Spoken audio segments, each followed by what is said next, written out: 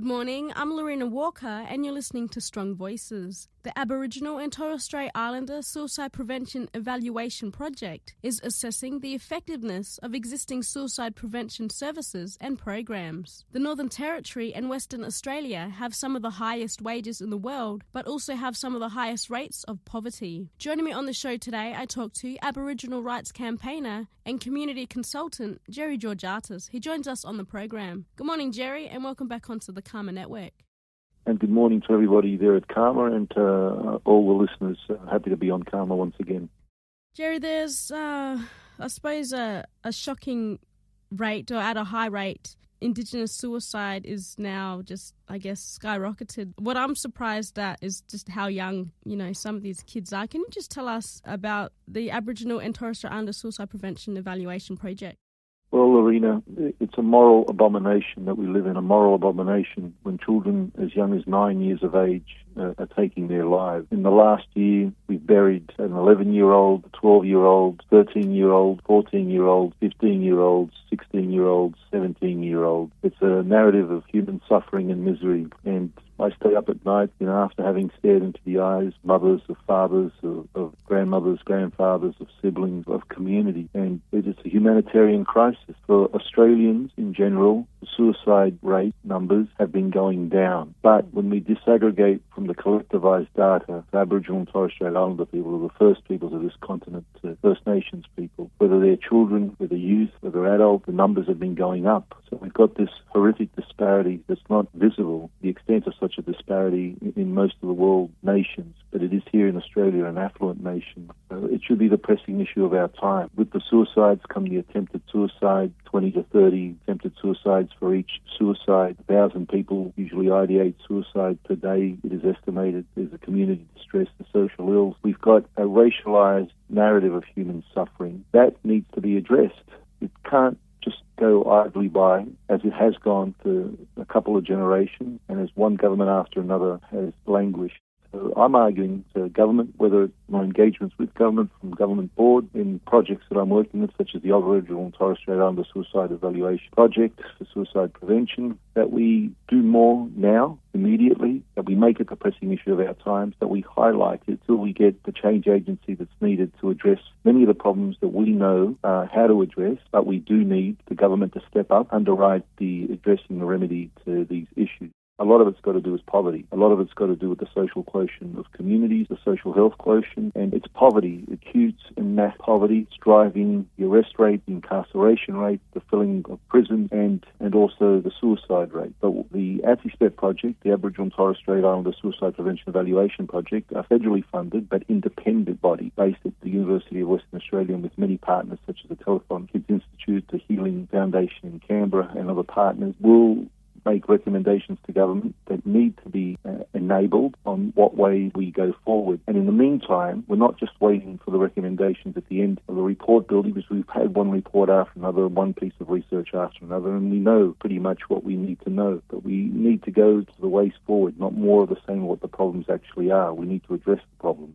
We're actually working at real time in putting together many critical responses, and we have been doing that. We have been quarantining and preserving and protecting a lot of programs that do work, and we are putting into place programs that can work. And also we are actually arguing the case for many communities of their social health quotient, and we're having as much of that addressed as is humanly as possible.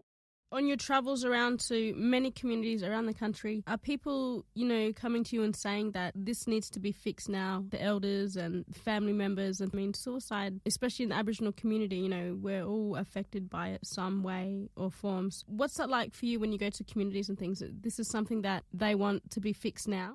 Well, I go to more communities than most, and that was a good question, Lorena, because indeed everybody that we visit in communities or engage with wants a fix now, wants the equality now, wants the respect that should have been garnered a long time ago delivered now. But no one wants to lose their children. We weren't put on this earth to bury our children, but we do. We weren't put on this earth to betray one another, but we do. We betray expectations all the time, and this is what we're trying to address, and this is what parents, family members, community leaders, community advocates are asking of us.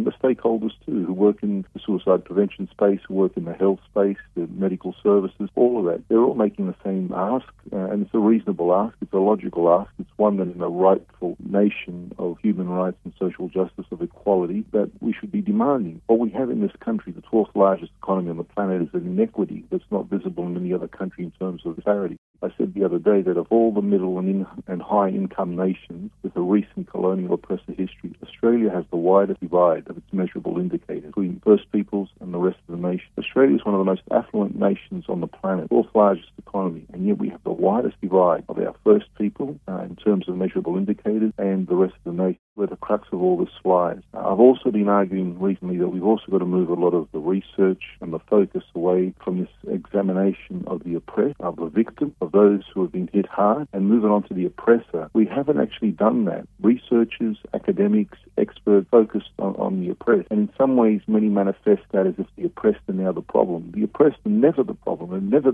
have been the problem, will never be the problem, and we cannot make them the problem and drop the mantra of self-responsibility upon them, which is not a plausible or logical or workable premise or tenet. We have to drop the focus for the first time in this nation so we actually have that national discussion on the oppressor, which is the system. It is a historical signature piece of this country that we have been born and founded in the last 120 years since Federation in 1901 by the oppressor. And we have been founded on oppressive tenet and principles. The Constitution itself, I'm not one who goes around reading constitutions, national constitutions, but I'm aware of a lot of the world's constitutions, national constitutions, and ours is the only one that I'm aware of that is actually racialized, that is actually racist, that actually has within its document the capacity to keep people downtrodden, the First People of this nation, and also to keep others out, the future migrants and potential migrants that would come in wave of this nation. And the Constitution was actually penned alongside the White Australia policy by the same people, and it has factored in the White Australia policy. The Constitution can't be fixed. It needs to be dumped, bin, and we need to take and then redraft it, done again, or whatever,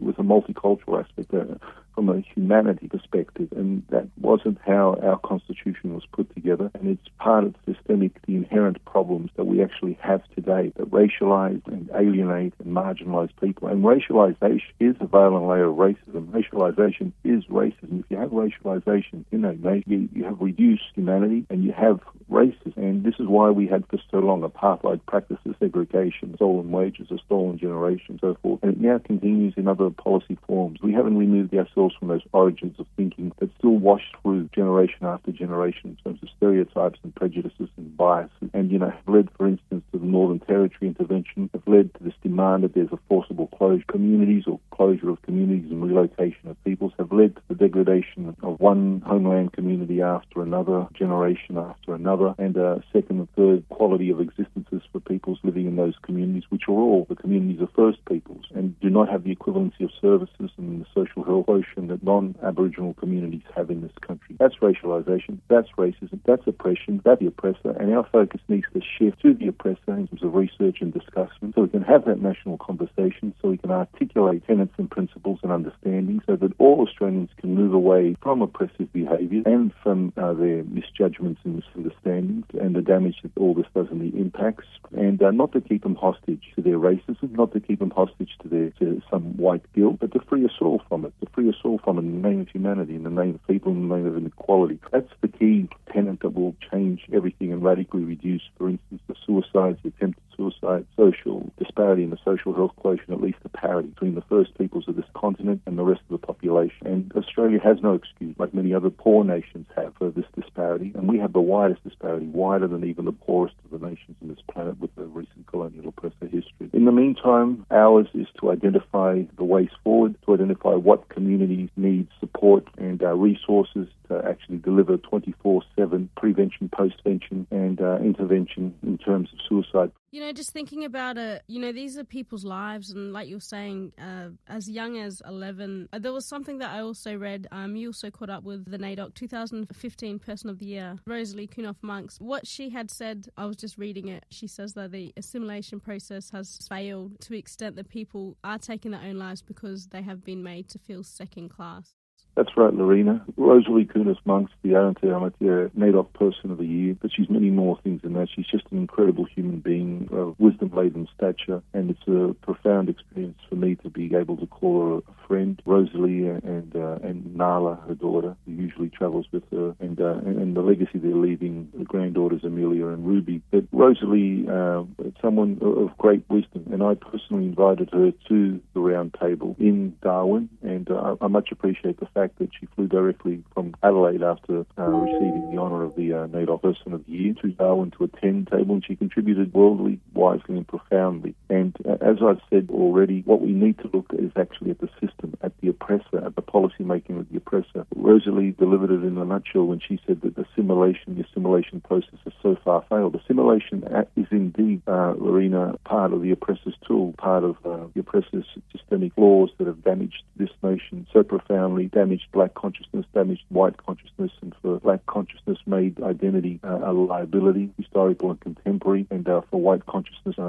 wrapped it all up with blame and or guilt. But the assimilation process has so far failed, as Rosalie said, failed to the extent, as she said, that her people are taking their own lives because they've been made to feel second class. They've been made to feel less than human, or less human than the rest of Australia. As Rosalie said, just give us back our responsibility, or our right to responsibility. And as she noted, she guarantees that within a decade, and I agree with this is what I've been arguing, it will not take long. If you give people their equality, you will have people navigating the two cultural settings that we actually have now on this continent, and without, diminishing one or the other. But the oppressor for so long, and governments one after another in their policy making, have tried diligently, disturbingly, to diminish the high cultural content of Black Australia, of First Peoples, of the First Nations peoples of this continent. That has made their identity a liability. That has hurt psychosocially. That has damaged them, disempowered them, and to the point that when identity is stripped at a psychosocial level, it comes to self-worth, and people are taking their lives because of that. And that does mean that they are taking their lives because of racism. And racism is part of the cesspool of ingredients